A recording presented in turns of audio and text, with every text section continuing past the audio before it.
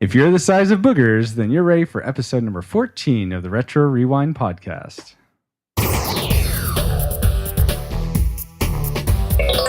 Retro Rewind podcast initialized. Mission identified. Honey, I Shrunk the Kids. 1989. Co-hosts online. Auditory analysis online. All systems nominal.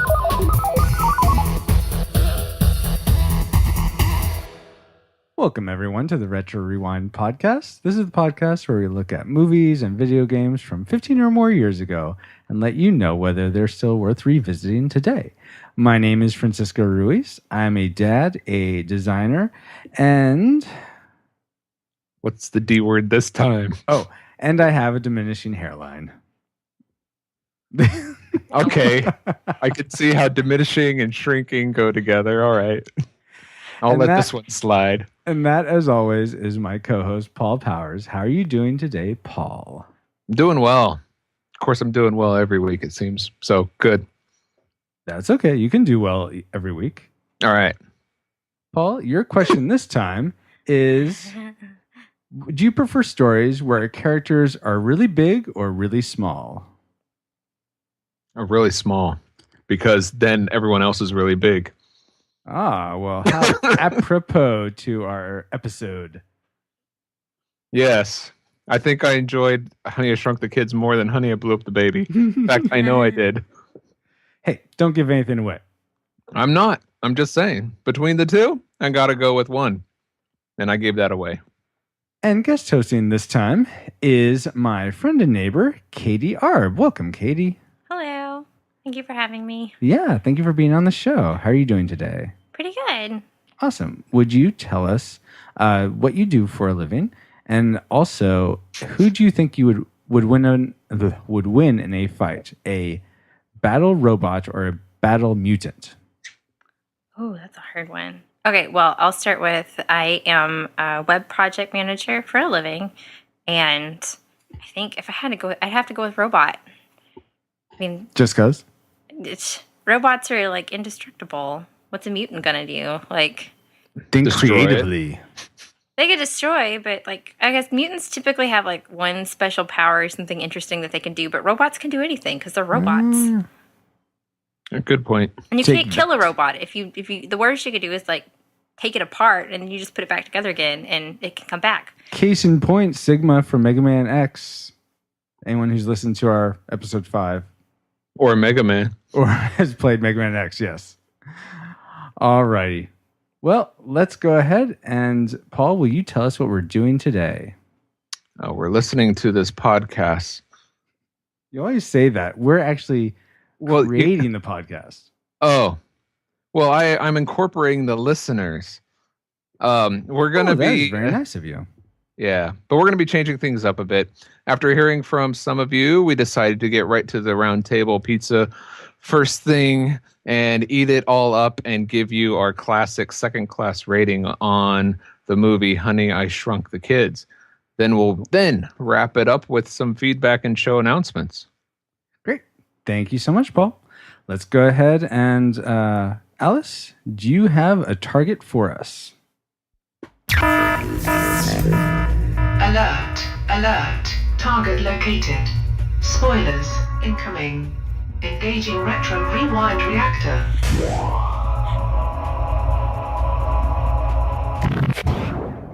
From Walt Disney Pictures, when Wayne Selinsky accidentally shrinks his kids, Where are we? they must battle their way back to the one place they think is safe. They're gonna head right for the house. Honey, I Shrunk the Kids, playing together with a special added attraction. Roger Rabbit's back in an all-new maroon cartoon with Baby Herman and America's favorite nurse, Jessica. Thank goodness for modern medicine. Going up. Tummy Trouble, playing only with Honey, I Shrunk the Kids, rated PG. Now playing at a theater near you. Oh, my tummy is troubled. No, I remember that. That was a good cartoon. Yeah, I it was enjoyed actually. Roger Rabbit. I always enjoyed Who Framed Roger Rabbit as well. But we aren't talking about that. Oh, darn. Because I was going to go into, that was cool how they used to open up for movies and like and then Roller Coaster Rabbit and open in front of Dick Tracy. Why don't they do that anymore? Anyway, go for it. Since that TV spot was only really 15 seconds devoted to Honey, I Shrunk the Kids. Katie, would you please read us the synopsis for what this movie is about? Sure. A preoccupied inventor just can't seem to get his electromagnetic shrinking machine to work. Then, when he accidentally shrinks his kids down to a fourth of an inch tall and tosses them out in the trash, the real adventure begins. Now the kids face incredible dangers as they try to make their way home through the jungle of their own backyard. Hurricane sprinklers, dive-bombing bees, a runaway lawnmower, and much, much more. Great, thank you so much. Paul, could you tell us something, any of the technicals of Honey, I Shrunk the Kids? Yes, Honey, I Shrunk the Kids, rated PG, 93 minutes long, came out on June 23rd, 1989 in the US of A. Now, do you realize what this means? I do not. What does it mean? It means that this thing doesn't work at all. No. I should have picked up on that. Darn it. It means that this opened the same day as Batman. Oh, yeah, that's right. I think I read that in Wikipedia. Oh, really? Mm-hmm. I didn't realize, but man, what a time for the box office because they both did really well. Yeah. Let's see. That was Tim Burton's Batman. Tim Burton, with yeah, the Michael Keaton 1989, yes. Jack Nicholson, excuse me, not the golfer. It was directed by Joe Johnson. Mm-hmm. And do you remember what else he has directed? He has directed episode number 2 of the Retro Rewind podcast. Well, the movie we covered, The Rocketeer. Yes. And Captain America. All right. Very good. This cast stars Rick Moranis and Matt Frewer, who was also Max Headroom, and a couple of other kids and wives and people in there, nice. But no really big names. Let's see. I'm sorry, but the I forget her name, unfortunately. You should know this, but the woman who played Buffy's mom in Buffy the Vampire Slayer, she got pretty big. I don't know. Which was that? That was May. Wife? That was May. That was Christine Sutherland. Yes, that's right. Sorry, I've only saw a couple episodes of Buffy. Unless you're talking about the movie. No. Okay. She is not, by the way, related to Donald or Kiefer Sutherland. Oh, interesting. All right, the budget of this movie was about $18 million, and it grossed over $130 million in the USA alone. So this movie did really well. Not too shabby. Yes. Very cool. Well, anything else, Paul? Well, there's a lot of other stuff, but it's more boring. Okay. The gaffer for this movie was...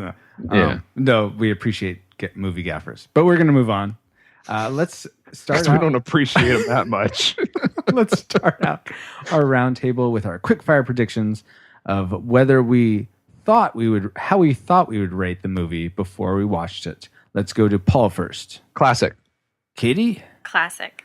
And I was going to say second class. So we will see how our predictions panned out as we go through the roundtable. I predict why you rated a second class before viewing. Because it's not in Letterboxd anywhere on DVD right now. It's so frustrating. Anyway. Okay. Random. I'm sorry. It's a frustration of mine. You know what? Would you like to talk about the frustrating things we didn't like about this movie first? No, let's go in order. All right. Well, let's then start with not frustrating things, but things we remembered loving about this movie before we watched it again. Katie, let's start with you. What's something that you remember was just really, really awesome in your memory banks of this movie? What I remember the most was the girl leading the aunt away with the piece of cookie. That's like what stuck in my mind, and I don't know why, but I thought that was one of my favorite parts. And I guess the fact that it was their pet. So yeah, totally. Yeah. Auntie was a big thing. I'm going to read some of our.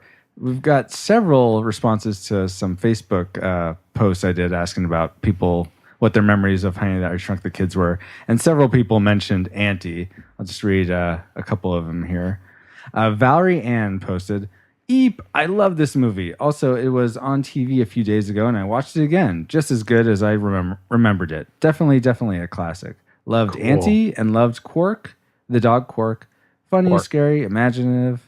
Rick Moranis plays a perfect science nerd.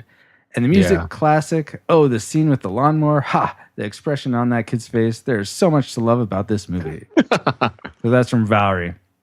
Yeah, lots of people loving the Auntie. Paul, how about you? Did you remember Auntie at all? Yeah. I thought it was a cool idea to be able to ride on a ant's back. Very fun and creative. But I didn't. I remember at the time thinking, well, it's one of the frustrating things. So there were parts about it I liked and parts about it I didn't like. Should I go into that? Are we covering the subject of Auntie, or should I wait till the Yeah, first? let's go with the flow. Okay, the thing that frustrated me about it, it was a really good idea, and as amazingly detailed as Auntie was, it just still didn't. You could tell it was fake. I don't know how they could have done a better job, but it was kind of frustrating. This is such a cool concept, and you could tell they put a lot of money and budget into it, making it move and everything. But you could still tell really isn't real. Kay, when you rewatched it, how did Auntie compare? Did you agree with Paul, or did it still hold up to you? I definitely comparing it to modern special effects. Yeah, it didn't look as real as like Gollum or something. But for what it was, like thinking about it in terms of like 1989, what the technology was and what the audience was, I thought it was really, really actually they did a really good job with it. Did you have something you wanted to respond, Paul? Yeah, I thought they did good. I mean, I thought it was nice, but even as a kid, I remember thinking it's still fake. I mean, I don't know how they would do it for real. You know what I think sort of is the tipping point in making it fake? Because for those of you who listen regularly, we covered Labyrinth last time on the Retro Rewind podcast, and all the characters in there are certainly fake. They're all puppets, but a lot of them have a lot of life in them. I think the thing that sort of is a marker of distinction is that they used a lot of claymation for Auntie and or stop motion animation to be more technical, and that as cool as it is to see, that is very, very disconnected from reality, at least in my mind. So if you use that as your source of animation, I don't think you're going to have this sense of realism. I think they probably would have been better off to have somehow created a full-size puppet. They did. But for all the and use it for all the shots. Make one that could be used for all the shots. I was actually thinking when I was watching it last night, they should have gotten Henson Studios to help out with the ant. Oh, yes. Yeah. That would have rocked. Yeah. But I will give this to them. They didn't, of course they couldn't, but they didn't use a CG ant. So they could actually get on the ant's back and have it look like they're actually on an ant's back. So I give props to them for that. Yeah, totally. Very cool. Paul, so you just aired something that you didn't like. What's something you remember liking, though, about the whole idea, the fun adventure of being shrunk and going through the jungle of your backyard. And that I didn't really remember. Again, I know this is like the same song as episodes, but I didn't remember a lot of specific details. I did remember lines, some funny lines that were said back and forth. But just the fun adventure. Was that one of your memories, Katie, or how is that something that you found when you rewatched it? I definitely feel like one of the cooler things about it, it's a way of reimagining like everyday objects. What a smart way to make a movie, not to make something big and bombastic, but to take really simple things like a bowl of cereal and turn it into a major plot point. I thought that was really clever, and you just don't get a lot of movie making that's based on something so simple now. Yeah. You could tell if a movie is doing a good job if they can take the ordinary and make it extraordinary. Yes. Yeah, I would agree with making something that is ordinary extraordinary. Okay, I'm glad. But going back to the whole idea of this adventure through the backyard, it didn't feel all that adventurous to me. I think that Beforehand or after? Oh well, yeah. I'm sorry. I should say I didn't really remember the adventure aspect of it. So Okay. this is rewatching it just a few days ago. There's certainly lots of elements of adventure. So it seemed like it. I mean, it seems like it should have been more adventure. Like, wow, this is quite the journey, similar to like Labyrinth, where it's very similar. It's this adventure story through a labyrinth of lawn, which was interesting. So are you saying it was adventurous or wasn't? On rewatching, I did not feel it was that adventurous, though it had all the elements of being adventurous. So I don't know what that was about. That's weird. Yeah. Okay. Let's see. Something that I remember liking about the movie, though, was again the ant. That, of course, stuck with me. I also liked the Lego, the big Lego. I remembered liking that. And yeah, these are just really small things. That's why I'm going through all of them. This is an Inception moment. Kind of. Well, I'll let you guys be the judge. All I right. remembered the big dog hairs, like them hanging on to the big dog hairs. But what I remembered as the dog hairs was actually them holding on to the broom bristles. Oh, they were very similar. Okay, so hold off on the being incepted. Oh, because they held on to both. Okay, all right then. Right? Yes, they did. Okay. I don't know. I don't know. Did you guys, either of you, remember the Legos or any sort of the other effects of big items to make the actors appear small? I remembered the bee ride. That The was bee something ride? that I remembered very clearly. Oh, really? Wow. Okay. The bee ride was something that I totally forgot, and then rewatching was amazed that I totally forgot it because it's such an epic ride, like on a bee. So I was like, how could I forget this? This is so awesome. Yeah. There are a lot of other parts of the movie that I forgot. Like I'd forgotten about the Legos and the giant cookie and all of that stuff. I'd forgotten about it, but the bee ride and the big ant were the two things that I remembered. Mm-hmm. Yeah. My way Totally. out. Yeah, I didn't remember the Lego. But I did remember. Oh, one of the things that I did remember was French class. Okay, let's take a moment for Okay. French class.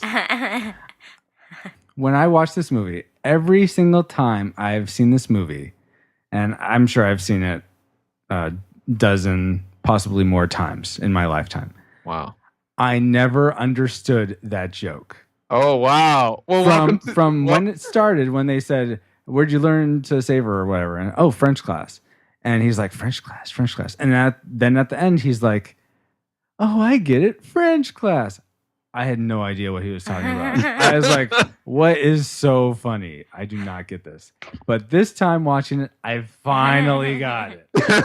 Well, don't spoil it for someone who didn't. We Which already I don't know if said there are many. spoiler. I don't know. Yeah. Oh goodness! I don't think I got it either the first time I saw it, but I was, I think, probably 5 the first time I Oh, saw okay. it. So it would be weird if a 5-year-old knew what French kissing was. Right. What age was Nick? Would you guys say? Like, Ooh, good question. 10, 11 maybe? Yeah, I would say 10, but he looked kind of small for a 10-year-old. Yeah. I was thinking 7 or 8. Oh, really? Okay. I remember he seemed older than I was when I first watched it. Yeah. So I don't think he was like 5 or 6. No, definitely not. But he did. It was amazing because I've seen the other movies more recently than this, Mhm. and it's amazing how young Nick, the young brother, looks in this movie compared to these other movies. Like Is if you it go the to same actor? yeah, this well Oh, yeah, nice. and if you go to Disneyland, he's in Honey, I Shrunk the Audience. Oh yeah, I've been in that. Yeah. So I remember him, and I remembered him being younger, but when I recently watching this, I didn't remember he was that young. I was like, oh Gotcha. my goodness, he looks so young. That was honestly one of those things. I predicted the movie would be classic, and then it started, and I was like, oh crap, that's a really little kid in really huge glasses. This is going to be terrible.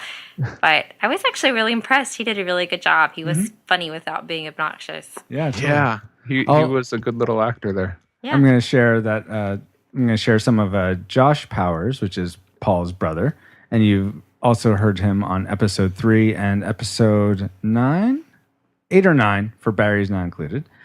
He says, classic! It still holds up quite well. Better than it should, anyway. The previews for when Nicholas, I guess Nick, is about to be eaten by his dad gave me nightmares. And the scorpion versus ant scene was pretty intense. You can watch... go. Let me finish. All right, yeah. You can watch the whole thing in one piece on YouTube. There should be a 1080 widescreen version floating around out there, too. Oh, that'd be nice, because I could only find the 4x3. Well, I watched it on Video, which is Ardio's sister site. It's just another place where you can download movies. Mm-hmm. And I think theirs was widescreen. I don't recall exactly though. That's cool. Yeah, the whole eating the kid in a Cheerio thing frustrated me when I saw the TV episode or the TV preview. Because the whole idea is them shrinking and then they have to get through the backyard back to the house. They set that up in the TV. And then there's an episode where he's about to eat the kid, which shows you that they made it through the backyard. Wait, there's an episode where they're... Not the episode, sorry. The TV spot. The commercial. When seeing the preview... I see. The whole idea is like, okay, are they going to be able to make it survive the outback, you know? And then they show him in the kitchen inside of a bowl of cereal, which tells you that they made it. And of course, he's not going to eat his kid. And so it's just so frustrating to see that. Even as a kid, I was like, are you kidding me? You're spoiling it. But I would think you could make the case that, that happens before they even go out. I mean, do you really... Especially kids seeing this preview, are you really connecting the dots that well that maybe... I did. Oh, you did? I was 12. Well, you are exceptional, Paul. Yeah, well. I was little. I don't remember connecting the dots at all. I thought it was awesome. Exactly. That is actually one of the parts I forgot about the movie, but I'm surprised that I did forget it because it is kind of iconic for Honey, I Shrunk the Kids lore. Yeah. Katie, were there any other memories that you remembered just loving or really liking about this movie before you watched it? I honestly didn't remember that much about it. I know that it was one of those that I watched like 100 times and I really loved it, but I had no real memories of the actual movie. Paul, how about yourself? Same. Yeah. No, like I said, I just remember lines. Like I thought you were going to say lying. I'm like, what? No, just it's weird things like $80, May, non-refundable. I don't know why the weird lines like that stuck in my head through the years. But or like when Rick Moranis is looking through the magnifying glass. Look, it's the rest of them. You know, with the really big lips and all those are parts I forgot. But they come right back as soon as I watched it. How about you, Kay? Did you remember a lot of the lines, or did they just come back to you when you rewatched? As soon as I watched it, I was like, "Oh yeah, I remember this. I remember this." I haven't watched it probably in 15 or longer years. It's been a while for me as well. The one that's still stuck in my mind, though, I've forgotten a lot of the one-liners, but the one that's still there is, "We're all the size of boogers." For whatever reason, I can't shake that line. It keeps coming to my mind. So we've touched a little bit on how our memories have compared to rewatching it. Were there any other things that you guys want to call out about how when you rewatch the movie you still like certain things, or maybe things that didn't make much sense? One of the things that right away that I noticed was the opening title sequence. It was horrible. Animated. You said it was horrible? It was horrible. Oh my gosh, I loved it. I wished more movies were like that. It was fast action. Here comes the title sequences. You know, the who's in it, and just I thought it was a lot of fun and creative, and I wish more movies did that. I just thought it was really poor quality animation. Well, it is compared to Disney's like. Oh yeah, good point. But it's better than anything else out there at the time, even nowadays. But that's my opinion. but that is kind of a contrast isn't the right word, but disjointed, I guess I want to say. When you see the Disney logo come up and you're so used to really high quality animation, and then this like title sequence that looks like it's almost Simpsons quality, I want to say. Right. Yeah. I will say this. I remember at the theater watching the Roger Rabbit cartoon, and in front of it, which is a stark contrast to the animation opening to this movie. And I remember thinking, this isn't good quality, comparatively, but I think it is fun for what it is. Mm-hmm. The thing that stood out to me the most was we started watching this movie, and I say to Christy, "Oh, I think the music's done by not Tim Burton, Danny Elfman." And then it turns out no. And so I was like, "Oh, I didn't call that one very well." But some other people had commented on the title. Christy, my wife, said, "I remember owning this movie on..." She has other things to say, so I'll just read the whole thing. "I remember owning this movie on VHS and watching it a lot as a kid. I love this movie, and I'm not even sure I could tell you why. Haha, I love the dog, the giant cookie, the ant, so sad. All four kids, the parents, the lawnmower, the opening credits, the music. I just remember so much when I was rewatching it and grinning the whole time. I rated it a classic because I loved it so much as a kid and really enjoyed it again. I would also tell anyone to watch it who hasn't, or to watch it again if they haven't watched it in a long time." Yeah. And then Kellen, right after that, said, "I totally forgot the opening credits. Caught me off guard when they started playing." Yeah, me too. Yeah. That's how I felt about it. I was just really surprised. Like, what is this? Am I watching Honey, I Shrunk the Kids? Yeah. I don't get this. All right. Any other, Katie, were there other things that rewatching you're like, "Oh, I'm not so sure about that," or "This is really cool," or "much cooler than I remembered"? No, it was all, as a little kid watching it, I was just completely impressed by all of it. I thought it was all amazing and incredible. And as an adult, I think the thing that surprised me so much watching it was just, it was actually as good as I remembered it being. Oh, nice. Yeah, Very nice. Yeah, even with 20 years of perspective. Yeah, it's funny how some of the movies that doing the show, I'll like, "Oh yeah, that movie was awesome," and I'll be like, "Oh, that wasn't so good," and vice versa. Yeah, there were parts that it was surprised me that there were a lot of jokes that I forgot that I was laughing out loud through a lot of the movie Really? that still hold up. But that's on one side. On another side, this movie came out in 1989, and you can tell it came out in 1989 by some of the. I think it's a dated movie just by, I guess, lack of technology, the clothing. I don't know. I loved all the references to the mall. Oh yeah. I was like, that's so 80s. Everybody's going to the mall. Yeah, totally. Wait, you're not? No. Oh, too bad. I was so desperately trying to think of a line from a movie that had to do with the mall, but I just could not come up with anything. I only remember Tiny Toons, where they practice speaking with rocks in their mouth, and they're like, "The walls at the mall are totally, totally tall." Yes. I'd totally forgotten about that. Oh wow! I just remember. Oh no, that's Animaniacs doing the Meteor Man, da da da da da. The sort of music videos. I think it was Tiny Toons that did. Yeah, that was Tiny Toons. But we digress. Let's get back to Honey, I Shrunk the Kids.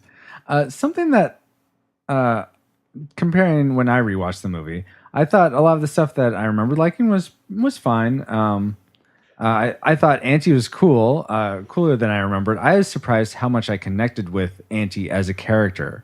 I don't remember having that much just feeling that much emotion for him or her, I should say. Well, let me ask you guys: would you say Auntie is a him or a her? It's an it. Yeah. See, I actually did some research, and most ant drones, which from everything I can tell, Auntie are female, infertile females. So, Very interesting. Auntie. So if you're a fertile female, you become the queen? Yeah, essentially. Interesting. Mm-hmm. So Auntie, I remember her, and though I think as a kid I thought Auntie was a guy, but I really Maybe like. it is the guy. Maybe it's one of the guys who fertilizes the queen. They don't leave the. I don't think Yeah, they have leave wings. really. Yeah, they have wings also. Oh, wait, males have wings? Mhm. I thought the queen had wings. No. Maybe the queen does too, but no, the males Males have typically. wings. Oh, but I'm it was certainly not an entomologist, but You're not a what? entomologist. I think that's the right term for it. No. I'm pretty sure. Anyways. He said ant-emologist. One who studies ants. Nice, Kate. Ants who go to the mall. Oh my gosh. Just Anyway, anti-way. so I remembered him being an ant, but someone else that commented on Facebook, Edward Desian, said, "I'm pretty sure it was one of the sequels, but I remember one scene where Daddy Longlegs gives a ride to one of the shrunken people." I don't remember that. Edward, I'm going to have to play this for you because I think you're remembering Auntie, but it was actually Or you just blew up Edward. yeah, I did. I'm so sorry. But Unless yeah. it was Honey, I Shrunk Ourselves, Oh, which have I not never seen saw. that. Yeah. Did you see part Have 3? you seen that? Uh-uh. Okay. Well, Edward, if it was part 3, then I apologize and I retract that Inception sound effect. But I think you were remembering Auntie. Anyway, I'll read the rest of your comment. After that, I never tried to kill daddy long-legged spiders. I'm sure they appreciated that. But for that movie, I remember vividly when one of the children is stuck in the bowl of cereal and is almost eaten. Man, I looked into my cereal every day as a kid after that movie. These movies can really impact you. Like I was saying last time, that I didn't wish ill harm on anyone because maybe that Goblin King would go and do damage to that person if I wished something bad. There is a certain age where you are really impressionable for life. Yeah, right? Totally. But something I wanted to get your take on, guys, is rewatching this movie. They make a point of saying, at least I remember them making a point of saying, that this shrink ray shrinks you down to 1/4 of an inch tall. Do you remember that? Yes. Something like that. Okay. So why are all the kids not the same size when they're shrunken down? That's funny. I think it's relative. Well, yeah, I know I'm being kind of a stickler, and Yeah, but that's funny. just something to throw out there. Think about that, movie makers. I appreciate that question because you can ask my family. I am very much a literal thinker, so I know that's funny to me. Kellen was really concerned because he started watching because we have to make sure that they like stay consistently the same size because sometimes in movies like the scale gets off. Yeah, yes. I thought the scale was off in some parts, but that's me. I did not notice that at all. But Kate, go ahead and finish. Then I'm curious, Paul, which parts? Yeah, I didn't really we were looking for it and I didn't really notice anywhere where it was really glaring. Mm-hmm. It didn't change a lot, but there were some things like I don't really know how big things would be relative if you were 1/4 of an inch tall, so it's kind of hard to I guess guess or to know. Yeah. Well, I thought it was really strange that everyone kept saying, "Man, your lawn is like so long, and so the grass is so tall. Everyone could tell this is your yard. It looks like the Amazon, Yeah. And then when looking at it, looks just like everybody else's yard. It's not that overgrown or That was one part that I was always like, why is it so hard for them to get through this? It seems like a lawn you'd be able to see pretty easily. And then he said, like, okay, that's like it's like 3 miles to them or something like that. I'm like, you Why did could it book take that so and long? be like an hour. Yeah. I was like, as a kid, that's a really long ways. But as an adult, you're like, dude, you'll be home in 2 hours. Yeah. Granted, they did have a lot of, shenanigans, giant drops of water and That's true. Those drops of water were amazing. I was looking at that. I was like, how are they doing this? Like, I didn't even think about that. But yeah, I guess that it would was be kind of incredible. hard to pull off. yeah, I thought that effect was really well done. Yeah. Were there other effects that you guys really like? What did you guys think of the scorpion, for instance? Oh, the stop animation scorpion? Yeah. that was probably the worst part of the movie. Like, in terms of how well it was done, it was probably the part where I went, oh, this looks really fake the most. Oh, really? Yeah. But you can kind of tell. But it's kind of nice as a kid. You can, at least for me, I don't know about you when you were a kid. It's like, oh no, a giant scorpion. But it with it being fake, you can kind of let your guard down a little bit. You know it's fake, so you're not 100% invested in it. You know what I mean? So even if something bad does happen, you're kind of okay. It's like, okay, it's just a movie. Yeah, and I remember the sort of the biters, not the pinchers, but the mouth of the scorpion as being the thing that freaked me out the most about it. Yeah, I don't know why. Sting me all you want, just don't get me to the mouth. Just don't bite me. Yeah. But did you guys? Well, I'll save that. But were there any other memories that you found you really liked after rewatching it? Before we move on to things we hated about this movie. I liked when Ron hit his dad in the head with a little arrow, and he had the little suction cup mark on his forehead. I remember thinking that was hilarious when I was little. And as an adult, I was like, oh, that's still pretty funny. Nice. That's awesome. Paul, you? With the neighbor's friend, Ron, that man's flying. just him on the contraption with the magnifying glass circling over the lawn is just, it's funny. Yeah. So something I did think, I remember thinking this time, I have a kid too now, so I would remember thinking at the end is, I can't believe they're all friends with each other now. Like, somebody shrunk down, like if somebody was irresponsible enough to have this weird shrink ray in their attic and they shrunk my kids, like, how is that irresponsible? I would be so furious. It's like you keep your shrink rays in government facilities. It's like Paul. leaving Jeez. a loaded gun sitting out on your like kitchen counter or something. It's just so crazy. It's irresponsible. upstairs in an attic. But it's not like locked or anything. Anybody could just walk in and like. You also don't own guns, do you? I don't now as an adult, but I did when I grew up in Texas in the backwoods. Everybody had guns, but you didn't just leave them out. You kept them locked in a cabinet. Yeah. All right. Yeah, I was just thinking, how are they all Paul. friends with each other? I would be furious if somebody shrunk my kids. You know what? That sounds like the perfect segue into talking about things we hated about this movie. Anything, but that's apparently more after you watched it.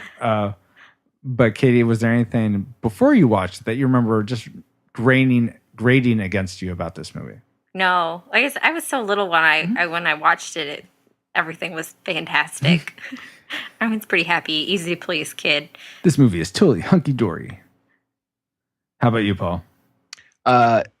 The older girl falling for the older guy way too quickly. She is, in my opinion, then and even still after watching this movie, out of his league. I don't know why she would say, yeah, he saved her. Okay. I was about to say, yeah. So, so they become friends. They tolerate each other now. And Not he like- also speaks the French. He does? He's in French class. Oh. Yes. Okay. But I don't see why. It's like, I ignored you. I was stupid. That's fine. But then you go over and kiss him and make out with them. That's going too far. In my opinion, I didn't think he was, up in he's out of her league. He's Screech and she's Kelly Kapowski. Not quite, but almost. All right. I thought he was, well, for 80s standards, he was cute. He had the long eyelashes and the feathery hair. I couldn't figure out why he was like supposed to be this like weird kid, I guess. The way his dad was always harping on him. I was like, he seems pretty normal to me. I don't understand why he's the geek. Yeah. And I that is one thing that I remember not liking about the movie was I put down the mean neighbor dad. How he, I remembered him as being a lot meaner than he kind of turned out to be when I watched this movie again. But as an adult, you gain a different perspective that he's just trying to do the best for his kids, but he doesn't really know how. Yeah, exactly. I remember thinking, this is terrible parenting. Like, just, no, this is not how you're doing it wrong. Exactly. But he certainly had a good heart in doing it, I think. Yeah. Though, again, like you both alluded to, he did it in a horrible way. Something that I actually remember not liking about this movie before rewatching it was that I thought Nick was this like obnoxious little know-it-all. I don't know why. You were Because- jealous. Maybe. But he certainly wasn't when I rewatched it. So I don't know where that came from. But the thing that really I remember hating the most was the auntie getting killed. Like I still remember that, and It's so sad. I'm laughing at that because Paul's making his patented Google faces at me. Yes, just like that. How about you, Paul? What was something that you remember not liking about the movie? Besides that, she went for him when she was waiting for Paul at the mall. Oh, is that why you're jaded? Maybe. I don't know. Maybe there's a little underlying thing there, but I don't know. That was the main thing that stuck out to me. Mm-hmm. Katie, was there anything else for you? No, not really. I really liked it otherwise. Oh yeah, and you said that you really like it. Yeah. Sorry. Poor short-term memory. My short-term memory has been shrunk down.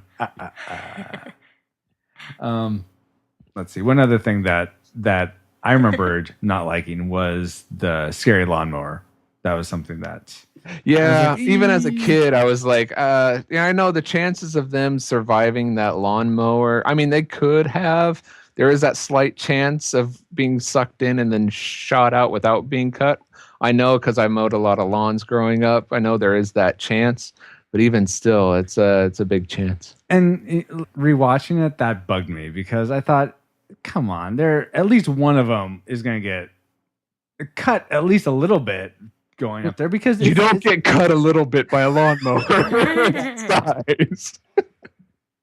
Yeah, and all four of them went through, which was pretty unbelievable that they all went through it unscathed. And even just getting thrown out of it, the force they got thrown out of it should have been. Yeah. Now, and the fact that they were all holding on to each other, which makes a long object. It's like, how could you miss with that? But if they all came out separate, it would be much easier to believe that the blades could have missed them, I suppose. And I guess you could also say, oh, well, it was winding down at that point, so it's not going to be pulling with that much force. But right. Does a lawnmower create suction? That was another thing I remembered wondering. Like, it does? Would it?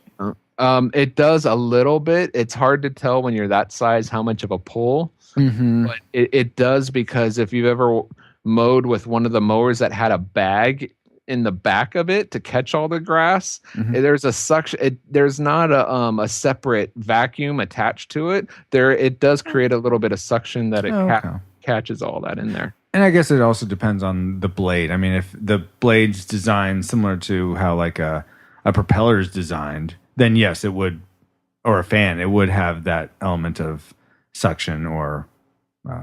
That lawnmower certainly did suck. I thought it was pretty cool with all its remote control isms. Yeah, so cool. It makes me want to mow the lawn. That's the way to get our kids to do chores, is make the things that don't want to do into robots. And for all you people that ever watched the Hug-a-Bunch movie, the kid who mows the lawn is the older brother in the Hug-a-Bunch movie. Have you heard of that movie, Katie? No. Yeah. So that's for those fans who actually have heard of that or seen that. But anyway, moving on. Thanks for keeping them in the loop. Speaking of some other fans, I did miss some of these Facebook posts that I did want to get in here. Jason Scott said, I loved it, but man, those ants scared me every single time. So I guess Auntie actually had the opposite effect from me on him. Sharon Collins said, I don't even know where to begin with my memories. I'm not sure if that's a good thing or a bad thing. I assume a good thing, though. Katie Glenn said, I just remember wanting the cat clock they had in their kitchen. Yes, that was a cool Felix the Cat clock. Yeah. What was so appealing about that? It had a circuit board on it, but what did it do? I don't really remember. It meowed, but it just was a cool cartoon cat. Its tail went back and forth. One of my babysitter had one, and so its tail would go back and forth, and its eyes would look back and forth. Oh, okay. Yeah. Well, all right, cool. It's a novel. And then Sharon also said, I wanted to tame and ride the ant with them. Totally understandable. You know what I thought was weird? Watching it again when Tell they me. slept in the Lego. I would not want to sleep in that hard plastic. I would rather sleep on the ground where there's a little bit of cushion to it. But if you're just well, I guess they were sleeping in it before the scorpion, but afterwards, definitely, you get that added protection being inside the Lego. You have something to your back. Whereas on the ground, you're out in the open. Maybe. I don't know. It'd just be so uncomfortable. Would you want to sleep on a hard surface now? I guess not. No. Okay. That's my point. But if I don't have a choice. Oh, no. There's dirt and grass all around you. Snuggle up to those blades, you know. It's a lot softer than the hard plastic. I suppose. Anyway. How about you, Katie? What do you think about I'm totally grossed out by the entire concept of sleeping outside. So okay. all of it's just really appalling. I guess you don't have to worry about I was thinking for me the biggest reason not to want to sleep on the ground is the bugs. But when you're that size, you're the size of the bugs. Yeah. So they're too small. The pollen won't fit up his nose. Oh wait. The one thing that did bother me about the Legos, though, the Lego was that when they wake up in the morning and they're all sleeping in the one peg. Mm-hmm. I think Nick is at the bottom. It seems like he'd be crushed from being underneath the other three. Yeah, they were so exhausted. They're so exhausted they killed him. Yeah, but smothered apparently him. not. He had a rough time of it, getting eaten and up by the bee. And so we sort of been weaving in and out of things we remember hating and things we hate now. Is there anything else that you guys, after watching this, you really didn't like about the movie? Katie, how about you? Just the parent stuff. Just that. I couldn't believe that the parents would also be friends, or that. I don't know. Wow. And I thought the neighbor dad was really. I was like, that's not cool to you. That's just a mean way to be to your kids. Mm-hmm. Something else regarding the parenting, and I guess it may just be a reflection of the time, but it really bothered me that they go pretty much the entire day and their kids are missing, and they're like, man, where are these kids? Man, geez, I can't believe they're not around. I'd be like, oh my gosh, where's my kids? And she was supposed to go to the mall, so she wasn't supposed to be there. But so where was Nick? She could have taken him with him because she didn't want to leave him home. Then what about the other kids? I don't know. They're lost.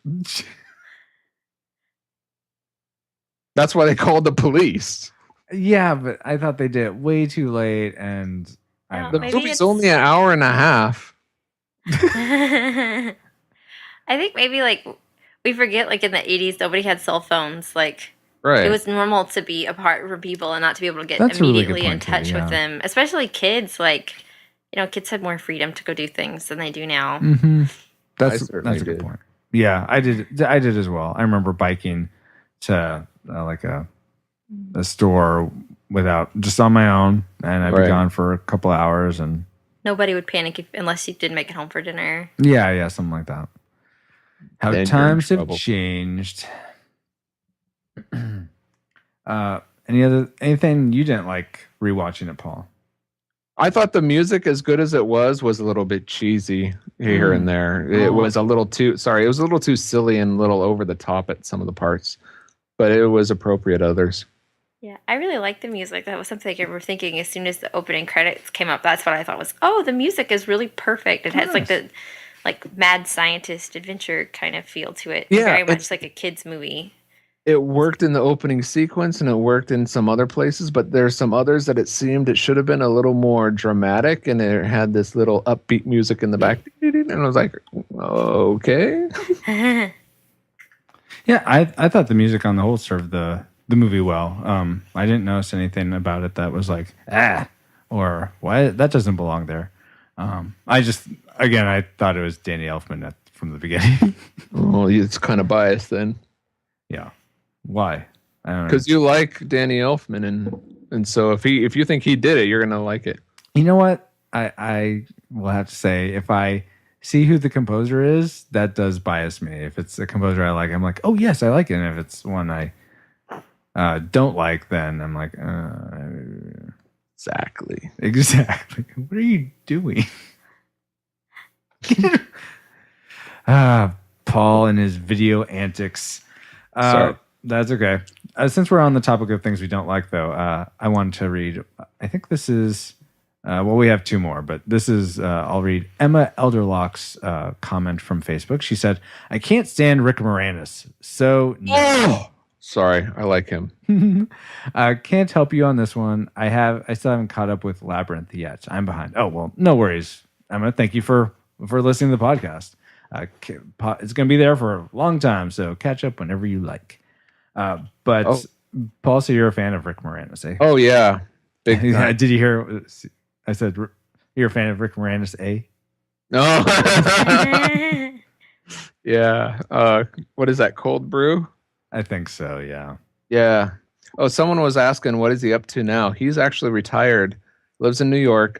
His wife passed away from cancer, I think. Oh, That's sorry. sad. So he's decided to retire from show business, work off the royalties, and just raise his kids. That's not Good. bad. Well, good job.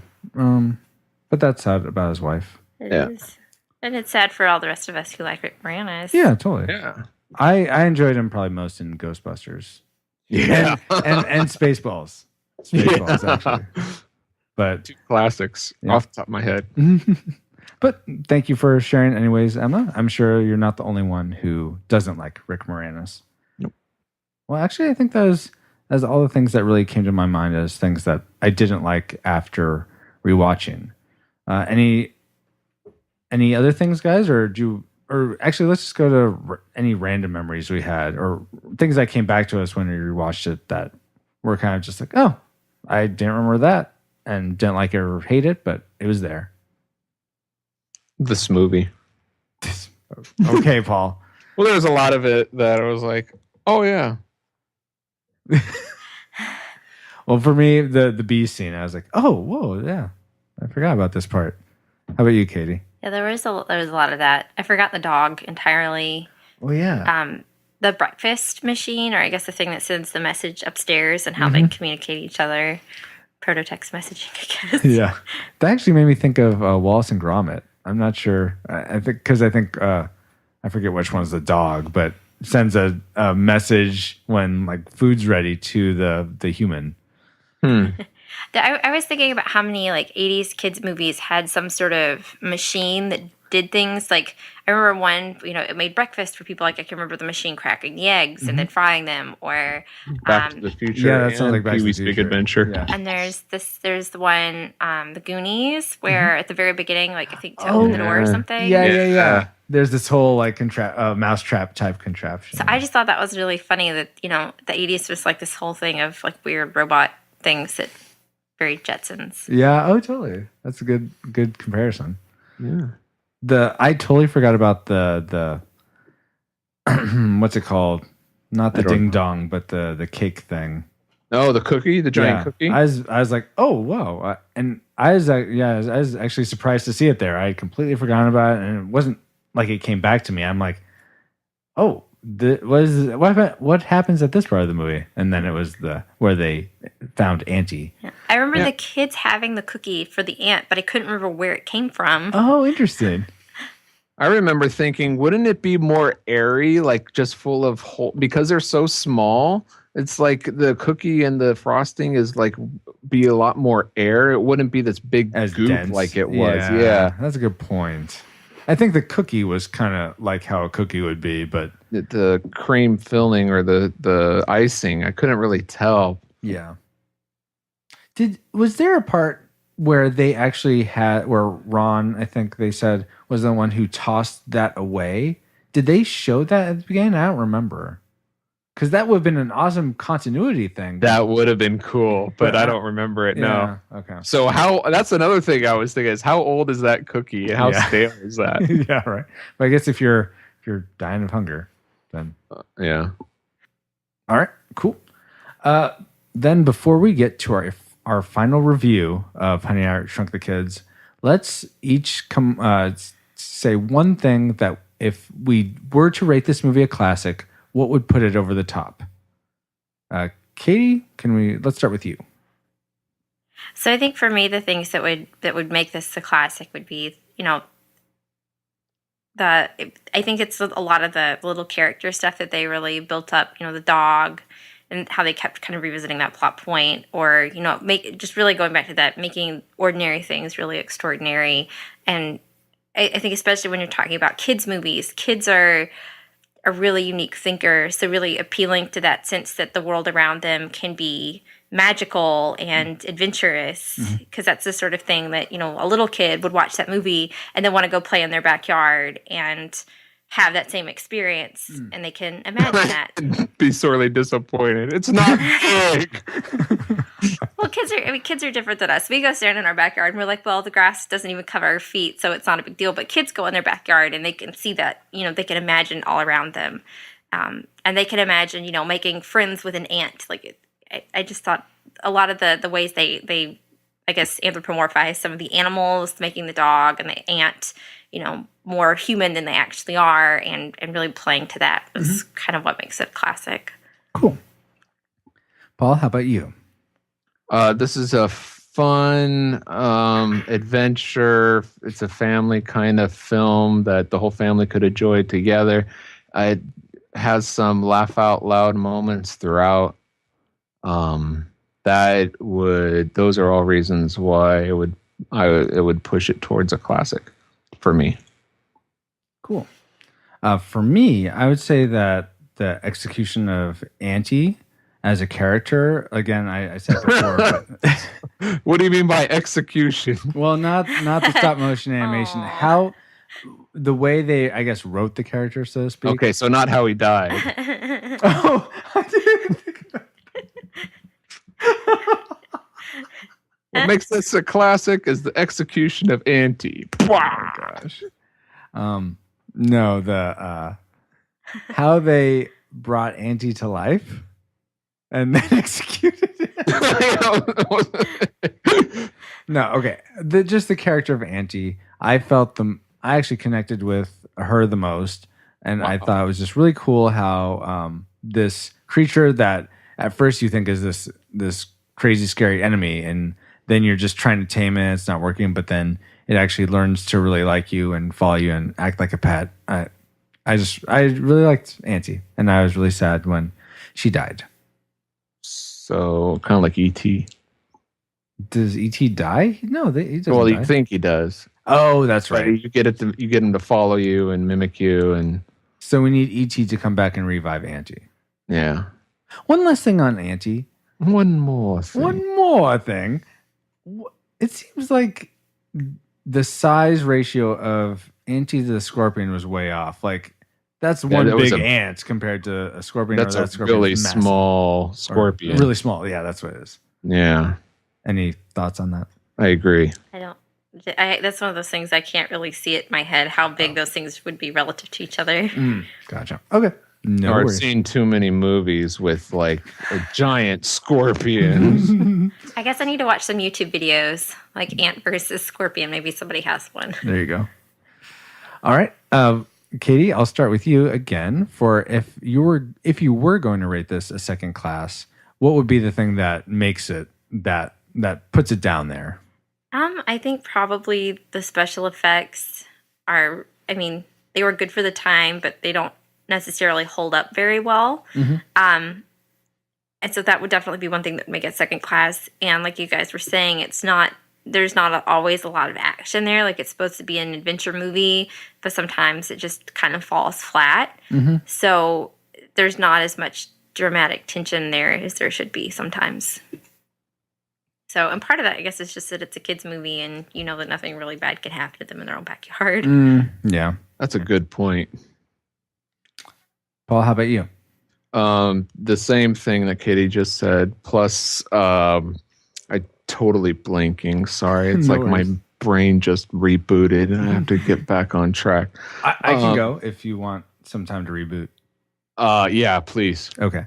For me, and is similar to Katie and apparently you, Paul, what I wrote down was there's just something that was off about this movie. It had all these elements, I've said before, it had all these elements of potentially a good movie, but it's almost like they didn't jive together, or there was just something missing. And as I thought about it, I think it's that none of the characters seemed all that real. They all seemed, yeah, they're shrunk down, and that's okay. They'll just make the best of it, unless they're about to die or be crushed or something. Then they're, oh my gosh, this is the horrible. But up until then, they're like, yeah, we'll just get back, and they'll make us normal. I mean, it seems like they'd be a lot more stressed and anxious about the whole situation than they are. They're just they seem more or less blasé about it. And Well, that's how kids were in the late 80s. Okay. And then again, the parents just being like, oh yeah, they're just out there. I know that I could see as being because of the 80s, but those two things, or just the lack of reality, I guess, in the characters was what put it down there for me. Did you remember what you were going to say, Paul? Yes. I'm going to have to respectfully disagree with your analysis, Francisco, on that. I thought they were great characters. But I will echo that this is definitely a younger movie, a kid's movie. It's a well done kids movie, but as far as adults are concerned, I don't think the average, let's say 40-year-old who hasn't seen it would be excited watching it as much as an 8-year-old or a 12-year-old would be. Okay. And I think this movie is, like I said, dated in some good ways and in some bad ways. And I think that hurts the movie more than it helps. Okay, cool. Well, thank you both. And with that, let's get to, where do we get to, Paul? The moment of truth. The moment of truth, also known as the Retro Rewind Roundtable Review. Alice, do you have a firing solution for us? Firing solution complete. Rating salvo at the ready. On your mark. All right. Let's start with Katie. I was about to say the Retro Rewind podcast.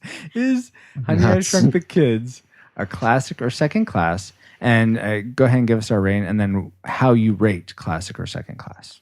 I definitely think it's a classic. Okay. And I rated that looking at it in terms of what kind of film it is. So it's family film, it's made for kids, and it's definitely something I was thinking when I was watching it, I really want to watch this with my daughter in 3 or 4 years. So that, to me, that's what's classic, if it holds up enough that you want to watch it later with your own family for a kids movie. Very cool. Thank you so much. Paul, how about yourself? What I rate as a classic is if a group of my peers were around and I'm in my mid-30s, let's say, my 30s, who haven't seen the movie and we want to watch a movie. And I was like, oh, you haven't seen this? Let's put this on. This is a great movie. You'll like it. That's what I consider a classic. This has been a hard one for me, personally, based on that prerequisite, because the past couple of days I have flip-flopped many times on this, because it is a great kids movie. I'm gonna have to say right now, if you asked me last night, I would have said classic, but right now I have to say second class. Okay. Because it is a great it's a great family film. But if you haven't seen it before and you're getting older in age, I don't think it's something that, oh, you should watch this. It's not that kind of a movie. But if you have seen it when you were younger and you watch it again as an adult, if you haven't seen it in a while, yes, it's a good film to watch. But based on if you haven't seen it, unfortunately, that's the criteria I set on episode 1, and I'm trying to stay to it. So even though we talk about whether you'll like revisiting, but still, that's fine. Yeah. Oh, I stay with your. I enjoyed rewatching it very much. Like I said, I laughed throughout, and it's, like I said, it's a great family flick. But based on my criteria, it's not a classic. Do you think, like, kids today who've never seen it before, do you think they would get the same kind of enjoyment out of it, or? I think they would enjoy it. I don't know if it's exactly the same, because they'll be like, "Oh, what's a Walkman?" You know. Why don't they just call their parents on their cell phones? Yeah, there's some things that, like I said, it's a little bit outdated, but it's fun. I think they would still enjoy it. Very cool. So far we have Katie with classic, Paul with second class. So whatever it is, it's disputed. Whatever is disputed. Before I say my reign, I do want to read one last comment from Facebook, and this is again from Kellen, Katie's husband. I loved this movie as a kid, but had a really hard time believing that the effects and humor would hold up. Very much a second class prediction. On rewatching, though, I was super impressed at how well it held up. Classic. Yeah, the humor did hold up, and the special effects weren't bad. No. Especially with the storyline, you kind of like give it some leniency. Mm-hmm. But even though I would like to agree with Kellen and Katie, and like you, Paul, I was okay. So after watching it, I had sort of this intuition that I would say it was a second class movie. But then I saw all these comments on Facebook pour in and say, "Oh, it's such a classic. Oh, I loved it. I just watched it again, and I love this movie."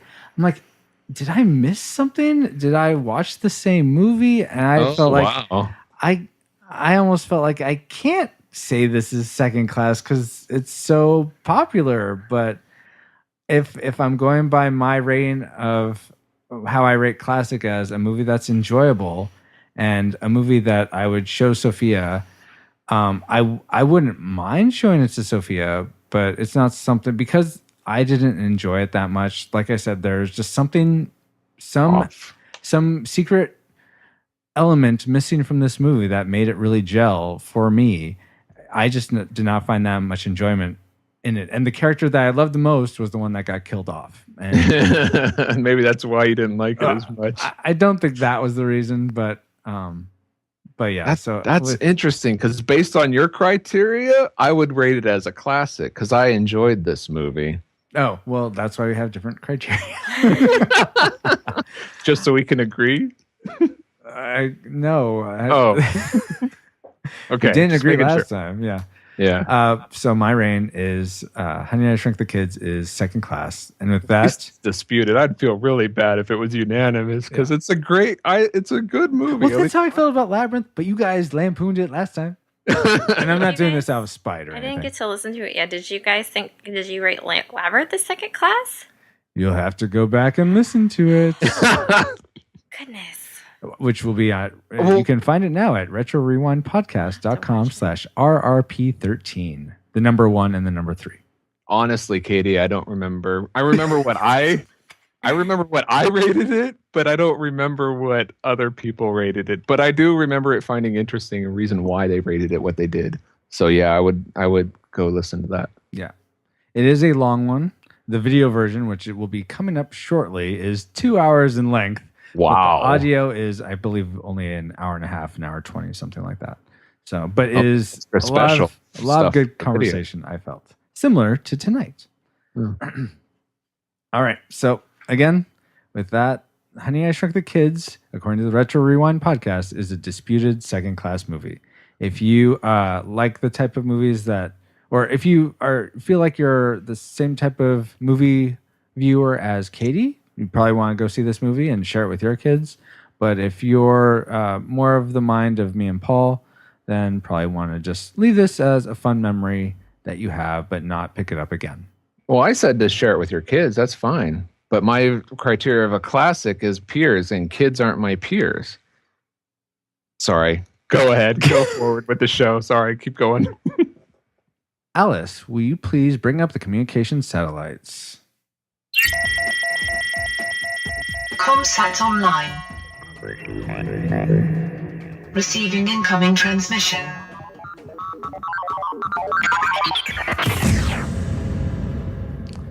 All right. Katie, would you please let people know where they can get in touch with you if they'd want to just reach out to you? The best way to get in touch with me is to email me. My email is katie.arb@gmail.com. And that's katie.arb. Awesome. Thank you so much. And thank you so much for being on the show today. Thank you for having me. Yeah, absolutely. .erb. You said that was Katie, KATIE .erb? .arb. ARB. Okay. Yeah. It's a weird name. Thanks a lot, Kellen. Right? Paul, Can't how can blame him for her saying I do. That's true. That was my fault. And you legally changed your name I did. on purpose. Well, it's much more interesting than my maiden name, so there you go. Oh, nice. Paul, Mr. Powers. Is it? Sorry, I don't know the maiden name. It makes me curious. I'm sorry. How can people reach you, Paul? They can always go to my webpage at pauljpowers.com. You can find my email, Facebook, Twitter, all that social media stuff is there, and get a hold of me there. Or go to the Retro Rewind podcast page and leave a comment. I read those, or leave a message on Facebook. Yes. And you can find this episode at retrorewindpodcast.com/RRP14, the number 1 and 4. Yes. And if you want to reach me or any of the co-hosts you've heard on the podcast, you can email us. Send those emails to feedback@retrorewindpodcast.com. You can also get in touch with me, Francisco, on Twitter. I'm at FXRUIZX. And before we close out, one thing I want to say is today, when we're recording, which is June 7th of 2013, Pixel Press has funded. Oh, wow. Congratulations. So if you've been listening to the past couple episodes, I've been promoting this game, or soon-to-be game, app thing called Pixel Press on Kickstarter, and it funded today. So wow, I didn't think it was going to make it. Good job. Yeah, totally. And so I want to thank once again Katie for being on the show. Yay. Yay. Thank you. Yeah. Paul, thank you as always for co-hosting. My pleasure. And to all you listeners, thank you so much for listening to the Retro Rewind podcast. We'd love iTunes review. We'd love you to share us with your friends, or just leave a comment. That'd be awesome too. And with that, like a Pokemon, we'll catch you later. Bye. Retro Rewind mission complete. Proceed to nav point Omega and return to base.